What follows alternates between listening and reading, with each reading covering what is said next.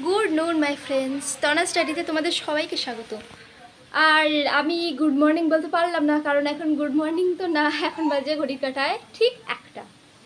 তো একটা সময় আমাদের রান্নাবান্না হচ্ছে দেখছো, আজকে আর মা রান্না করছে না, আজকে রান্নার দায়িত্ব দিদির পড়ে গিয়েছে। আর আমি তোমাদের সাথে চলে আসলাম একটু বক বক করতে, আমার রোজগার ডিউটি। তো তোমরা বলো, তোমরা সবাই ভালো আছো তো? সব কিছু ঠিকঠাক?